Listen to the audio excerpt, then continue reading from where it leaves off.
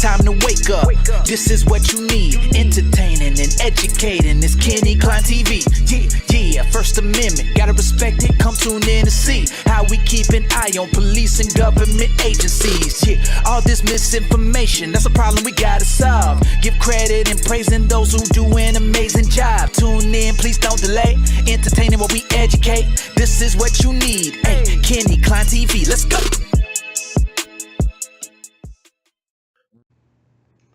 What is up, guys? Hope everyone is having a great day. If you're new to the channel, welcome. And if you're coming back, welcome back. And if you have yet to subscribe, please go ahead and do that. Happy Monday. Hope everyone had a fantastic weekend. We here.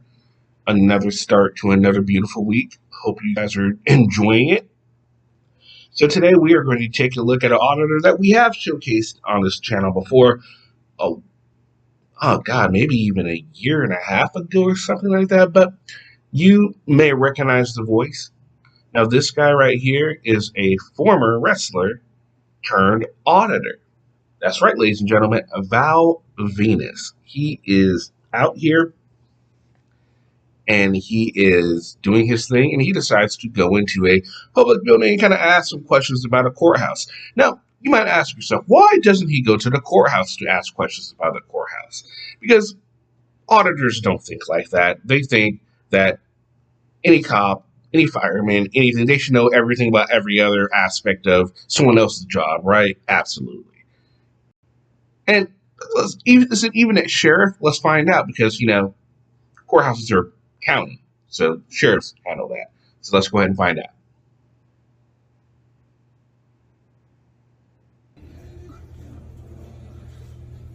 So my question to you is, this is a public building, right? Correct. Accessible to the public? Right. Okay. The first floor. Right. The courthouse down the road, public building, right? It's a bold strategy, Cotton. Let's see if it pays off for him. It is, but it's ruled through a court order. Superior Court ruling, whatever it was on that piece of paper. Okay. And when I was asking you the question, which one you're going to enforce, a ruling or the First Amendment to the Constitution, because I'm sure you'll agree they contradict each other, correct? Well, should you have an issue with the ruling, petition the courts to change it. Correct the mundo. We shouldn't have to petition the courts. We should have. Unfortunately, that's the way it's set up, though. Well, it's not the way it's set up. It's the way you want to do your job. No.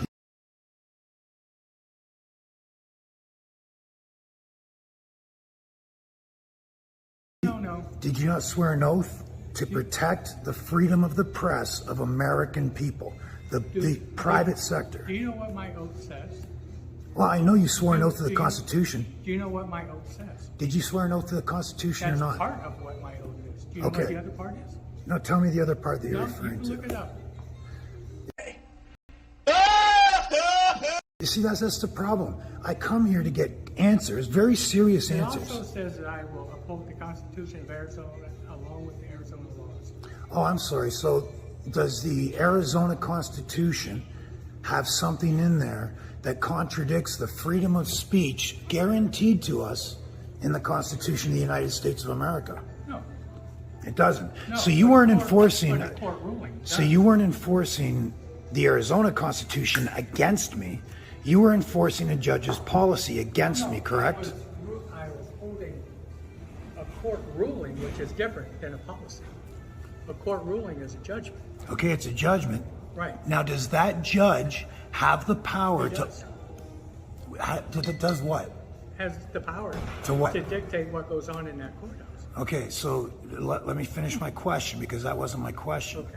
Does that judge have the power, and be honest with yourself, does the judge have that power to override and supersede the constitutionally recognized God-given rights to freedom of the press guaranteed to humans in the Constitution? He does.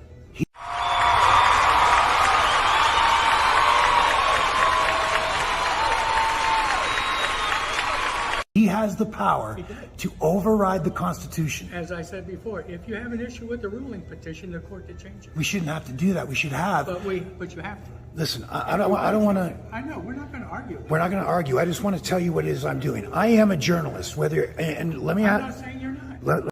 Whoop-de-doo! What does it all mean, Basil? Let me ask you something. Never once have I said you're not a journalist. My goal as a journalist is to make sure that government, and that includes judges, do not violate constitutionally recognized God-given rights that are enshrined in the Constitution. But see, you're arguing Okay. with the law. I'm not. You need to bring it up with the Superior Court of Arizona. Petition the court to change it. Oh, we're going to I do. can't change it. We're going to do a little bit more than that, but you can't change it. But here's what I'm after. I'm after officers that are willing to swear an oath to the Constitution, and then when they see clearly, you don't need to be a rocket scientist to figure it out, when they see clearly that a judge makes a ruling that contradicts the oath you swore to uphold, refuse to enforce it. That's what we're looking for. That is what we consider good government employees. The people that will adhere to and enforce a judge's ruling that contradicts constitutionally recognized God-given rights. That's not a good government employee. Petition the court to have it changed. I cannot change it. But you I can. am- But you can. I mean, okay, so there you have it. He apparently just wanted to go in there and talk to, an officer that trespassed him from the courthouse. And, he's got an issue with it, and a lot of auditors have an issue with this whole instance of judges making court orders that say they can't do this, but judges can do this. It is well established. This is nothing new.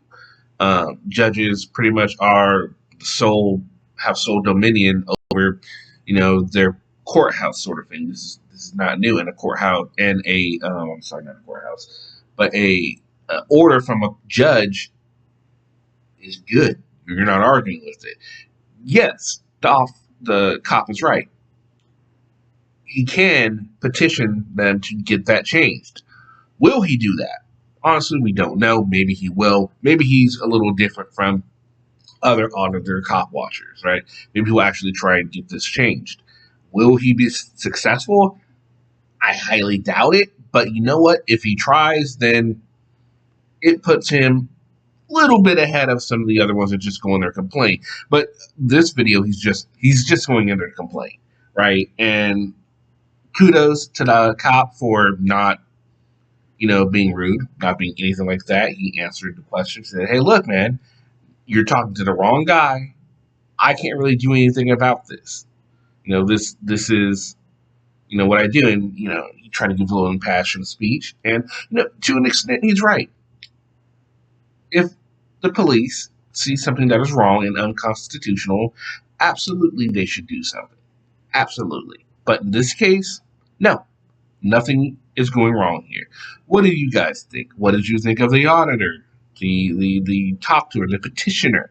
What did you think how the cops handled the situation? What did you think about his impassioned speech? Did you shed a tear? Did a little tear fall down your eye? And were you moved? Do you want to go after an audit now too and show the government that they can't mess with you?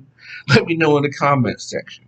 All right, guys, hope you all have a fantastic rest of your day, and we will see you again with another video. Peace. We've only just begun.